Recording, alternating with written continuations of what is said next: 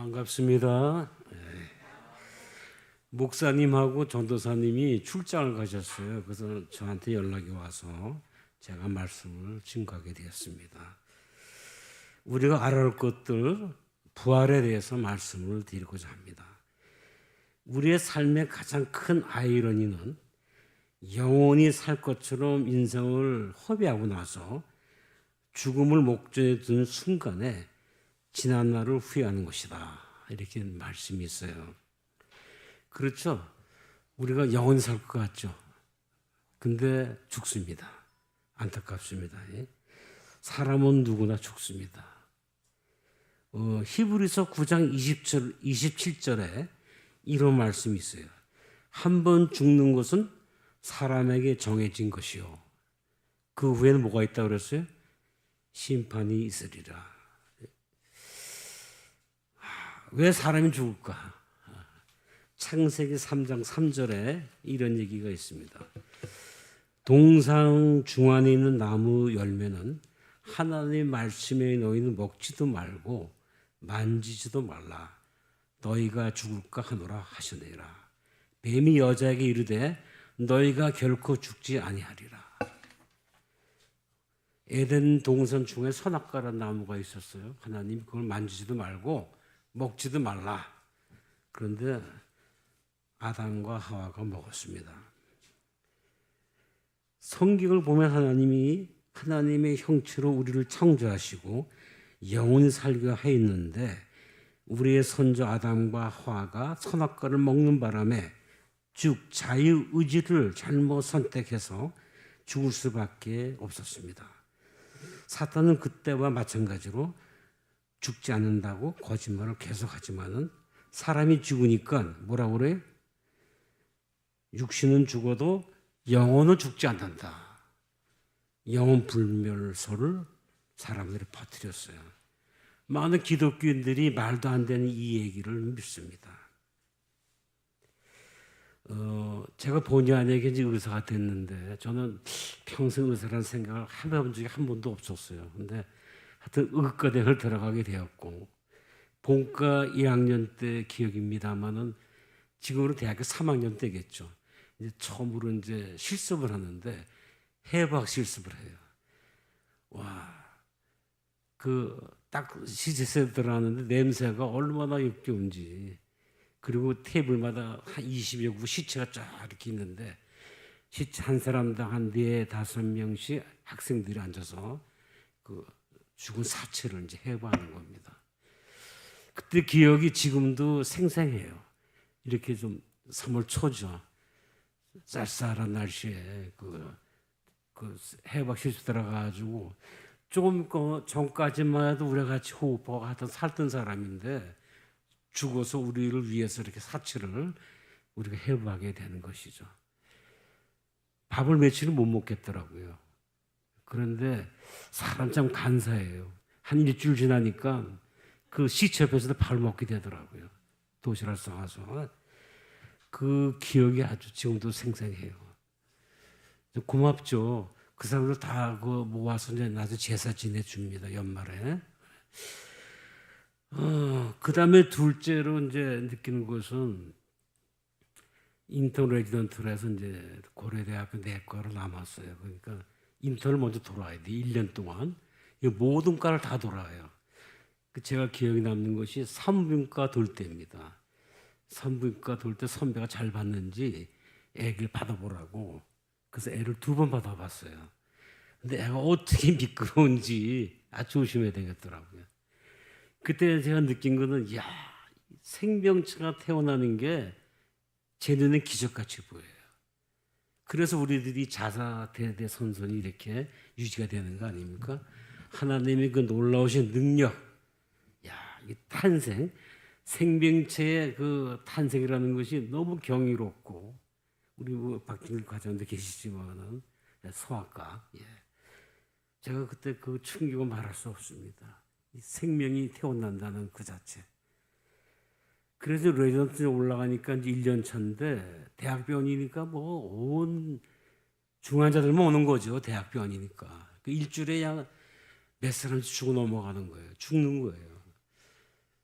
여러분들 그 사망 신고하는 거 쉽지 않습니다. 아주 신중에 신중을 구해야 되고, 만약에 내가 이 사람 죽었습니다 라고 선언했는데 그 사람이 숨 쉬면 어떻게 될 거예요? 전 멱살 잡힙니다. 그럴 수가 있는 거거든. 체인스톡이라 가지고. 그래서 사망 선고할 때 이것저것 다 확인을 하고 사망 선고를 합니다. 그때 느낀 거, 사람이 죽는 것을 제가 눈으로 매같이 보니까 어때요, 마음이? 야, 그렇게 허망할 수가 없어요. 산부인과에서 그 새 생명이 태어나서 그 기쁨을 말할 수 없지만은 사람의 죽는 거 보니까 너무 허망해요. 근데 어떤 사람들한테는 그 죽는 모습이 다행인 것 같아요. 암 환자 때문에, 암 때문에 그 고통스러워서 마약 성분의 그 진통제 있잖아요. 그걸 막 매일같이 몇 대씩 먹고 괴로워하다가 그 사람이 죽는 순간 보면은 그렇게 표현할 수가 없어요. 그렇게. 그 죽음이 어떻게 보면 축복 같아요. 그런 걸 느꼈어요. 그게 제가 이렇게 보면서 사람의 죽고 사는 거 이런 걸 느낄 때 그렇게 많이 느꼈어요. 사람도 그런 얘기를 해요. 사람 죽으면 그만이지 뭐 한 번 죽지 두 번 죽냐 그래요. 아닙니다. 안타깝게도 죽으면 끝이 아닙니다. 두려운 사실은 두 번 죽을 수 있다는 것이죠. 성경에 나와 있어요. 이 땅에서 한 번 죽고 심판대 앞에서 또 한 번 죽는 것입니다. 이 땅에서 죽는 것은 누구도 피할 수 없죠. 여러분들 하나님 말씀은 불변이에요. 선악과를 먹으면 죽으리라. 죽을 수밖에 없는 거예요. 살 사람 아무도 없어요. 그 누구가 대신해 줘야 돼. 우리는 알 수가 없거든요. 오로지 하나님 아들이신 예수 그리스도 하나님이 직접 인성을 쓰고 이 땅에 태어나서 십자가에 돌아가셔서 우리를 대신해서 죄도 모르는 사람이 죽었기 때문에 죽으면 끝이죠. 오늘 이제 키포인트 3일 뒤에 살아나셨잖아요. 부활하셨기 때문에 우리가 이렇게 구원의 소망, 부활의 소망, 영생, 또 다른 얘기하면 뭐 재창조 이렇게 얘기를 하는 겁니다. 그 얘기를 하는 거예요. 이 땅에서 죽는 것은 어느 누구도 피할 수 없죠. 누구도 사망의 권세를 이길 수 없습니다. 그러나 예수님은 사망의 권세를 이기셨고 영원한 생명을 주셨습니다. 예수님이 부활의 첫 열매가 되신 것입니다. 이게 고린도전서 15장 20절을 가서 읽어보십시오. 감사한 것은 우리와 같이 구원받은 성도에게도 부활을 주신 것입니다. 요한복음 11장 25절로 26절을 읽어드리겠습니다. 예수께서 이르시되 나는 부활이요 생명이니 나를 믿는 자는 죽어도 살겠고 무릇 살아서 나를 믿는 자는 영원히 죽지 아니하리니 이것을 내가 믿느냐? 예, 저는 그걸 믿어서 교인이 된 것입니다. 의사로서 모든 거 시로해로 다 봤어요. 태어나고 죽는 거. 그 제 마음이 뭐가 있어요. 그 제가 후배들 보고 그래요. 야, 내가 너한테 꼭 한마디 해주고 싶은 게 있다. 너 사업해가지고 한 1억쯤 잊어먹으면 어때요? 우리 다시 재기해서 1억 벌면 되잖아요. 그러나 사람이 내가 잘못해서 사람을 죽게 되면은 내가 아무리 노력해도 살릴 수가 없는 거예요. 후배들 보고 그래요. 의사가 병을 고치는 게 아니라 도와주는 것이고 병은 하나님이 고치는 거다. 제가 늘 그렇게 교회도 나가기 전에 후배들한테 교육을 시켰어요. 그래서 우리는 이 부활이 얼마나 소중한가를 깨달아야 돼요. 자, 한 번 받은 구원은 영원합니까? 아니죠? 그래서 우리가 재심판, 조사심판을 받아야 됩니까? 재림전 심판을 받아야 됩니까? 그런 게 아닙니다. 마태복음 16장 27절에 이런 말이 있어요. 인자가 아버지 영광으로, 그러니까 예수 그리스도가 하나님의 영광으로 그 천사들과 함께 오리니 재림에 그때에 각 사람이 행한 대로 갚으리라. 재림이 시작됐으면은 미리 심판이 이루어진 거 아니에요. 그래가지고 산 사람들은 공중에서 주님을 맞이할 거 아니에요. 그러니까 조사 심판이라는 말은 성경에 없어요. 재림전 심판이라는 말이 있어요. 우리가 말하는 늘 뭐 이해가 될 것 같으면서도 이해 안 되는 것이 그거 안에 재림전 심판이 뭐냐. 주님이 이 땅에 오실 때는 심판이 끝난 거예요. 그래서 우리가 공중에서 주님을 영접하는 거예요. 그러니까 심판이 미리 재림전이 있는 거죠. 분명히. 그죠? 그 조사 심판이에요. 그런데 이제 그거 가지고 이 얘기가 안 되니까 더 얘기를 하는 건데 뭐냐면은 우리가 심판을 받는 것은 개인적인 문제라 그러면 이렇게 조사 심판이 필요 없어요. 왜냐하면은 창세기에 너 선악과 먹는 죽이라는 죽는 건 어쩔 수 없는 거 아니에요. 그죠? 그 끝난 거예요. 거기서 구원을 이런 건 다 끝난 거예요. 그런데 이것이 죄의 문제가 우주적인 문제라고. 우주적인. 이 지구에 속한 게 아니고 하나님께서는 죄를 전 우주 거민들한테 보여주는 거예요. 야, 죄가 얼마나 무섭고 죄의 결과가 이렇게 엄청난 거를 갖다 보고 지구 거민들을 봐라. 이 사람들이 얼마나 죄 때문에 이렇게 살고 죽고 하는 것을 봐라. 죄가 얼마나 무서운가. 그래가지고 나중에 완전히 이제 죄인이 소멸되면 우주에는 죄가 없어지는 거죠. 우주 거민들한테 보여줘야 돼요. 죄가 얼마나 무서운가를. 그러면 어떻게 보여주느냐? 이제 이게 문제죠. 자, 보세요. 나 하나님 안 믿어. 하나님이 어디 있어? 그런 사람은 심판 하나 그냥 끝난 거죠. 영멸, 영원히 멸망하는 거죠. 문제는 두 사람 중에 하나예요. 세 경우인데 첫째는 뭐 하나님 부정하니까 끝난 얘기고 나 하나님을 믿어. 그래? 예수 그리스도의 그 십자가의 보혈을 내가 믿어서 그걸 의지해서 내가 구원을 받아. 오케이. 이게 정답이죠. 그런데 나 하나님을 믿는데 말로는 믿어. 근데 마음속으로는 못 믿어. 잘못 저지르고. 이것이 문제예요. 그러니까 성경에 가라지하고 알곡이 나오잖아요. 알곡과 가라지를 어떻게 구분할 것이냐. 우주 거미들한테 보여줘야 될 거 아니에요. 이 강진경이가 어떻게 구원받았는지 보여줘야 될 거 아니에요. 보여주는 게 뭐예요? 세 가지 책이 있어요. 생명책, 기념책, 기록책이 있는 거예요. 책에 기록이 되어 있는 것을 보여주는 거예요. 여기 있잖아. 강진경 옛날 몇 월 며칠 좋은 일 했잖아. 그래서 그래가지고 보여주는 거예요. 여러분들 그냥 생명책은 뭐 하도 얘기 들은 얘기고 기념책은 어디에 돼 있냐 말이죠. 말라기 3장 16절에 그때 여호와를 경외하는 자들이 피차에 말하매 여호와께서 그것을 분명히 들으시고 여호와를 경외하는 자와 그 이름을 존중히 여기는 자를 위하여 여호와 앞에 있는 기념책에 기록하였느니라. 가서 읽어보세요. 말라기 3장 16절. 그 다음에 기록은 전도서 12장 14절. 하나님 모든 행위와 모든 은밀한 일을 기록했단 말이죠. 성과 간에 심판하시리라.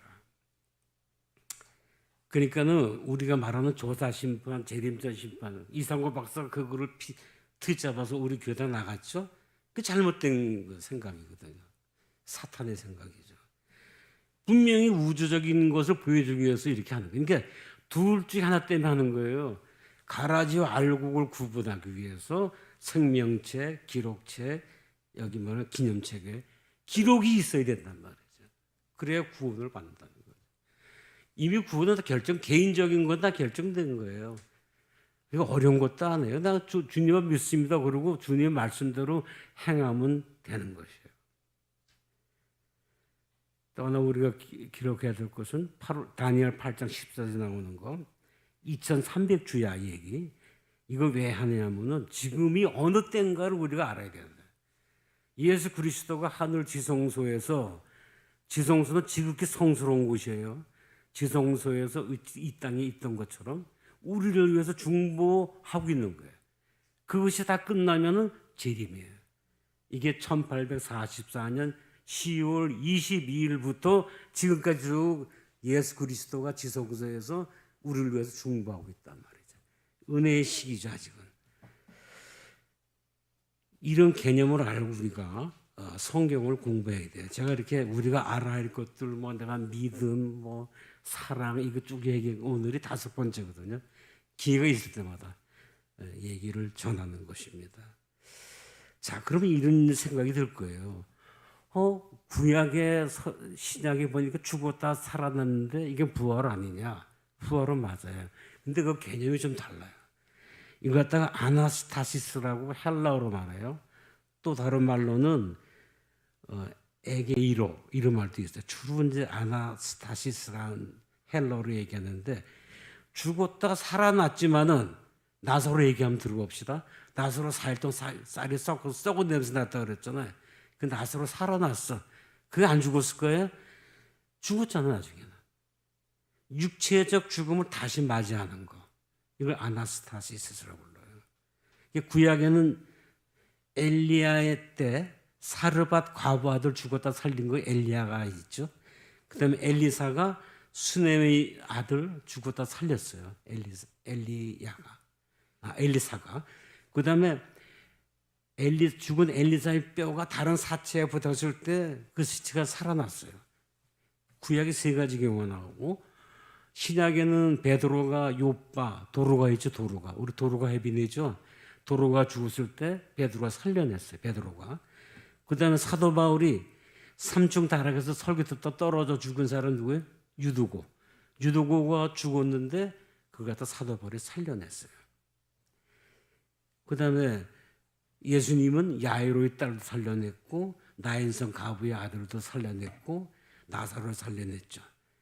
십자가 달려 돌아가실 때 무덤이 다 열리면서 많은 성도들이 살아났습니다. 이것을 아나스타시스라 부르는데 이것은 살아났지만은 좀 있다가 육체적인 죽음을 다시 맞게 되는 것이죠. 그럼 도무지 부활은 뭐냐? 부활이라는 것은 수시로 일어나는 것이 아니에요. 부활은 파루샤 얘기 들어보셨죠? 파루샤 즉 종말 때 그리스도가 이제 심판으로 이 땅에 오시는 거 우리가 말하는 재림을 갖다 파루샤라 불러요.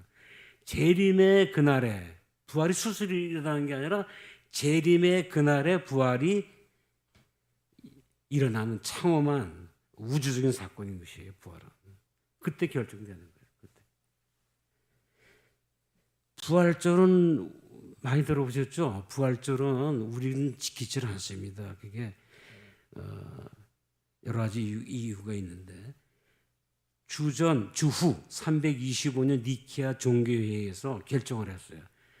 기독교 장감리 교회 캐톨릭에서 그러니까 3월달이 충분히 지난 그 다음 달 첫 일요일을 부활절이라 불러요. 올해는 언제냐면은 4월 5일입니다. 4월 5일이 부활절이에요. 우리는 지키지 않지만은 장감림 교회에서 아주 그냥 광대하게 지키죠. 그죠?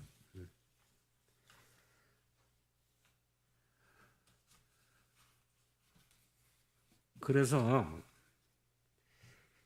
이 부활이라는 것이 뭐냐면 구원의 확신이 중심이죠. 부활을 갖다가 부활이 없으면 아무 소용이 없는 게. 그래서 이제 사도 바울이 이렇게 얘기를 했잖아요. 만일 죽은 자가 다시 살아난 일이 없으면은 그리스도도 다시 살아나신 일이 없을 것이고 그리스도께서 다시 살아나신 일이 없으면 너희도 너의 믿음도 헛되고 너가 여전히 죄 가운데 있을 것이고 그리스도 안에 잠자는 자도 망하였으리니 만일 그리스도 안에서 우리가 바라는 것이 다만 이 세상의 삶뿐이면은 모든 사람 가운데 우리가 더욱 불쌍한 자니라. 우리 믿음이 다 헛된 거라는 것이죠. 그러나 이제 그리스도께서 죽은 자 가운데서 다시 살아나서 잠자는 자들이 첫 열매가 되셨도다. 그러니까 사망은 이기신 거예요. 그래서 부활이 굉장히 우리한테 소중한 것입니다.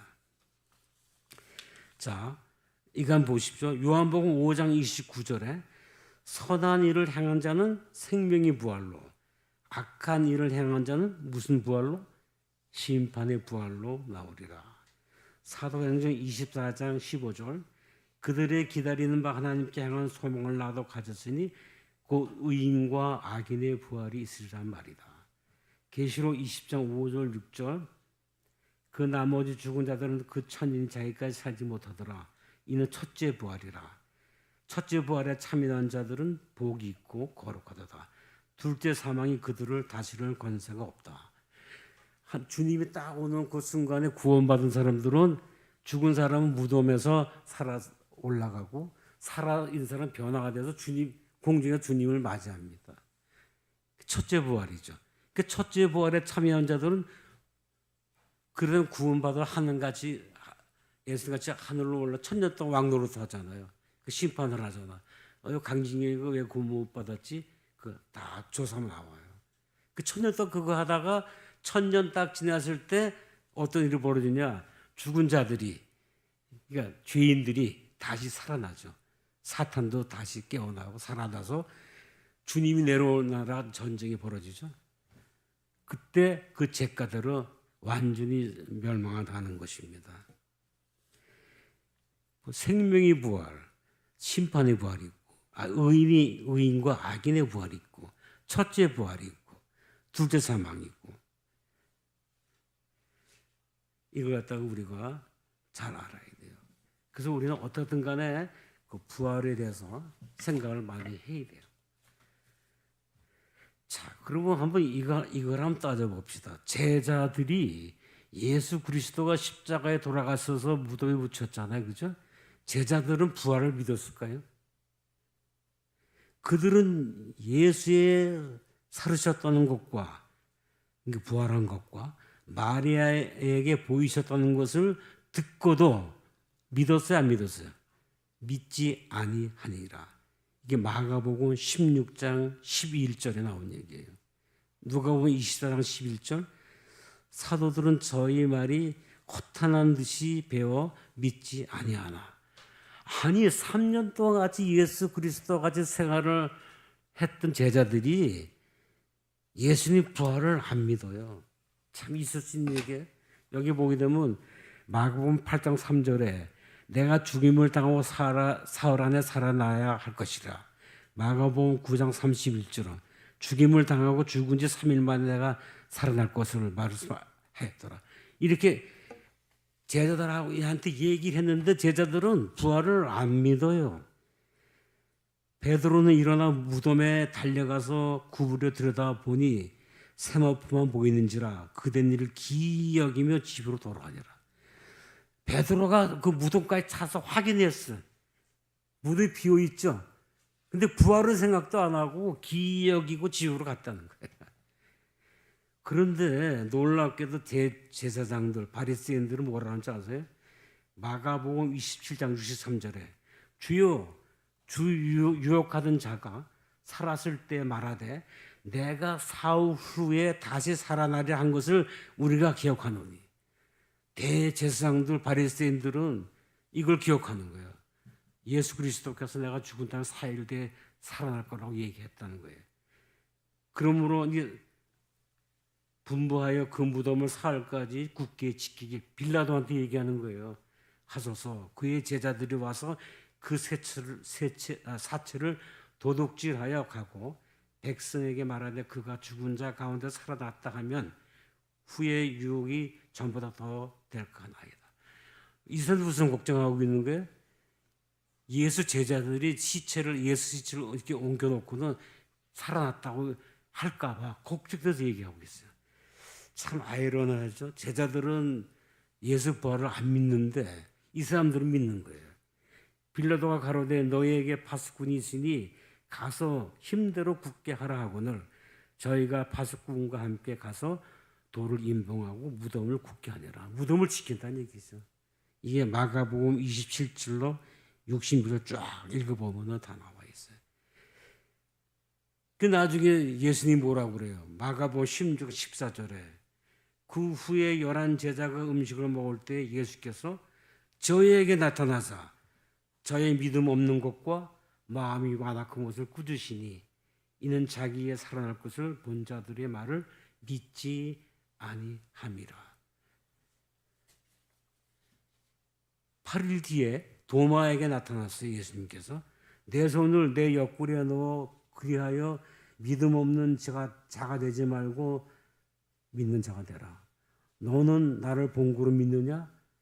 보지 못하고 있는 자들은 복되도다 하시더라. 그 엠마오로 가는 제자들 얘기 쭉 나오잖아요. 그때 그들이 좀 같이 이제 얘기다가 마음이 뜨거워지고 저녁을 같이 먹으러 딱 올라오는 순간에 이분이 예수님이다라고 알 때 예수님이 사라져 버렸어요. 왜 그랬을까? 예수님이 부활을 믿는 믿음이 부활하신 예수님을 봐야 믿게 되는 신앙이 되지 않기 위해서 예수님이 피하신 거예요. 이게 중요한 거예요. 오직 성경만이 우리 믿음을 바르게 이끄는 유일의 도구이다. 그래서 보지 못하고 믿는 자가 복이 있는 것이다. 성경에서 부활하신 예수님을 친히 만나야 한다. 그것이 생명이다. 부활한 예수님의 정치를 증명하는 강력한 증거였지만 그분은 제자들이 성경 말씀 기초로 그 의미를 이해하기 바라셨다. 부활은 기록된 성경 말씀 이하여 성령의 도우심과 믿음으로 받아들일 수 있는 것이다. 제가 왜 이런 걸 잠깐 반복하느냐 하면은 제가 의사잖아요. 사람 태어나는 거, 죽는 거 다 봤어요. 근데 죽은 사람이 살아난다는 거 여러분들 믿겠습니까?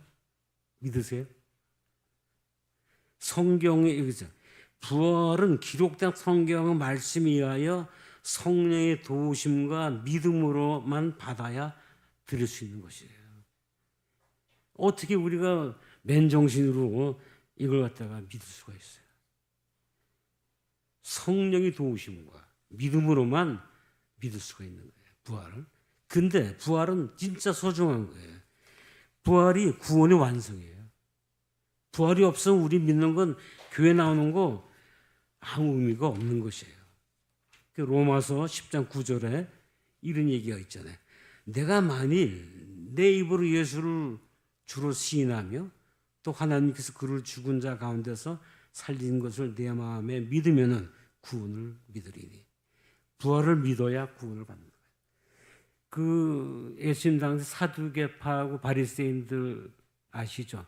사두개인들은요 부활을 안 믿었어요. 바리새인들은 믿었고요. 요한복음 6장 40절에 내 아버지 뜻은 아들을 보고 믿는 자마다 영생을 얻는 것이니 마지막 날에 내가 이를 다시 살리라 하시니라. 부활은 재림의 날에 이루어지는 아주 우주적인 큰 사건이거든요. 그날에 일어나는 것이죠. 그래서 부활은 구원의 완성이다. 죄인이 모든 죄 용서받고 구원받음에 있어 예수님의 대속 십자가 죽음으로 생략될 수 없는 과정이다.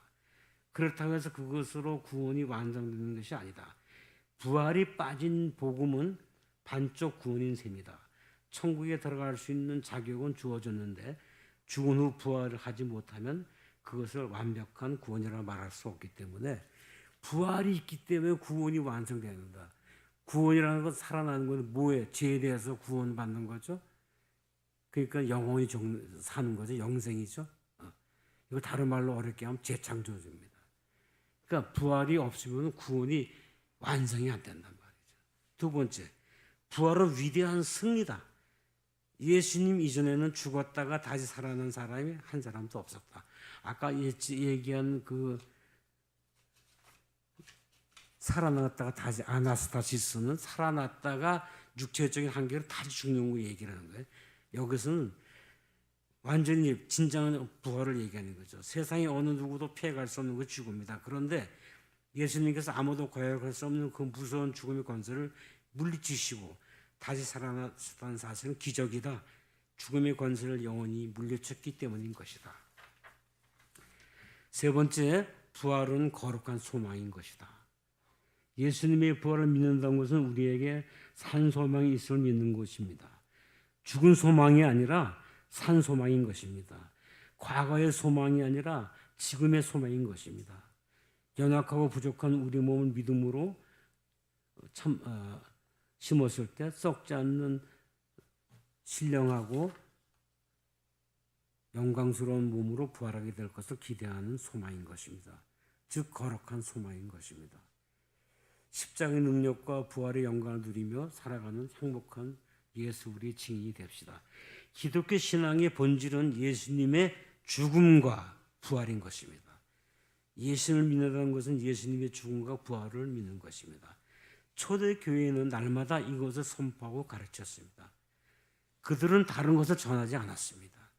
저희가 날마다 성전에 있든 집에 있든지 예수를 그리스도라 가르치고 전도하기를 쉬지 아니하니라. 여러분들, 우리 복음을 전할 때 우리 죄를 위해 돌아가신 예수님의 십자가 은혜뿐만 아니라 장사된 지 3일 만에 부활하신 예수님의 부활도 함께 전해야 하는 것입니다. 그것이 세상의 모든 죄인들을 죄와 멸망에서 완벽하게 구하는 성경적인 복음인 것입니다. 자, 우리가 다시 부활의 모습에 대해서 우리 예언내신 기록을 참 성경하고 같이 겹쳐서 한번 정리를 해봤어요.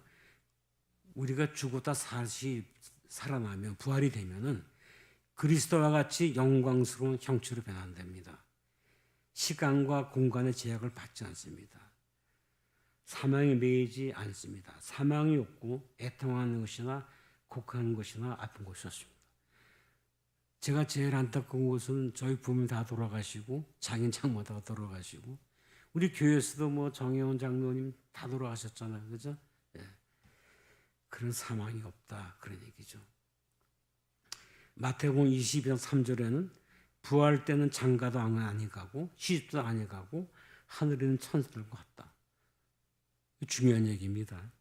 시집장가 없습니다. 결혼하지 않고 하늘에 있는 천사와 같을 것이다. 마태복음 22장 30절, 누가복음 20장 35, 3절인 기록입니다. 자, 모든 사람들은 그들이 무덤으로 들어갔을 때와 똑같은 키로 나온다. 부활한 무리 가운데서 아담은 키가 크고 위험 있는 모습을 지니고 있지만은 하나님의 아들보다는 조금 키가 작다. 아담과 그 후세의 백성들을 비교해 보면 현저한 차이가 난다. 그 한 가지 점으로도 인류가 크게 태화된 것을 알 수가 있는 것이다. 그러나 모든 사람은 다 영원한 활력과 원기를 소유하고 부활한다. 사람은 태초의 품성뿐만 아니라 용모와 자세에서도 하나님 형상대로 창조되었다.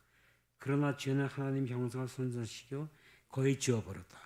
그리스도께서는 잃어버린 것을 회복하기 위해 오셨다.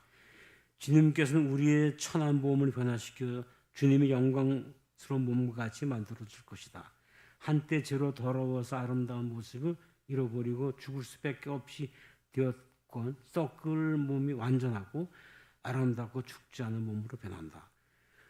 모든 흠과 결함은 무덤 속에 버려진다. 오랫동안 잃어버린 에덴의 생명나무로 나아가는 길을 회복되고 부속받은 자들은 처음 영광주에 있을 당신의 인류의 완전한 키만큼 자란다. 각 시대의 대쟁도 644절, 645절입니다. 자, 하나님의 아들의 음성이 잠자는 성도를 불러일으킬 때 지구는 크게 흔들렸다. 그들은 부름에 응하여 영광스럽게 영원 죽지 않을 불멸의 옷을 입고 나와 승리로다. 사망을 이겼도다. 사망아 너에서 이기는 것이 어디 있느냐. 사망아 너에 서는 것이 어디 있느냐 하고 외쳤다. 그래야 살아남은 성도들과 무덤 가운데 살아난 자들은 목소리를 합하여 승리의 함성을 높였다. 질병과 사망의 흔적을 지닌 채 무덤에 내려갔던 자들이 영원히 죽지 않을 건강하고 생기 있는 몸을 입고 일어났다.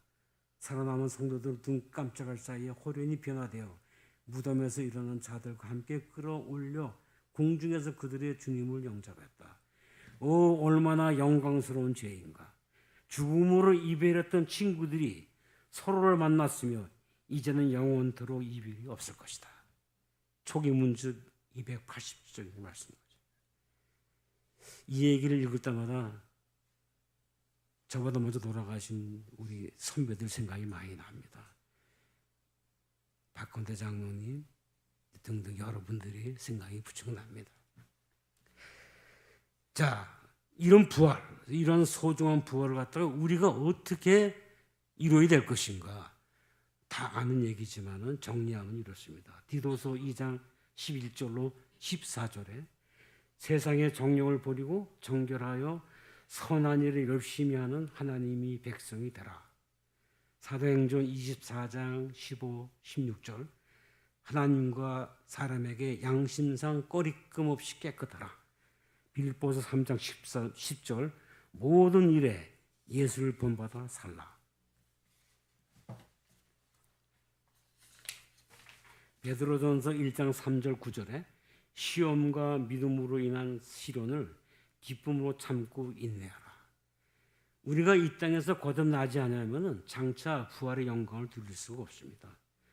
고린도전서 15장 58절 그러므로 내 사랑하는 형제들아 경고하며 흔들리지 말며 항상 주의 더욱 힘쓴 자들이 되라. 이는 너희 수고가 주 안에서 헛되지 않은 줄 암이니라.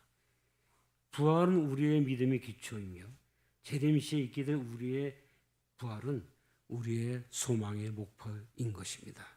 재림의 그날에 영광스러운 재림의 그날에 우리가 부활로서 주님을 맞이하는 여러분이 되길 간절히 바라면서 말씀을 마치겠습니다.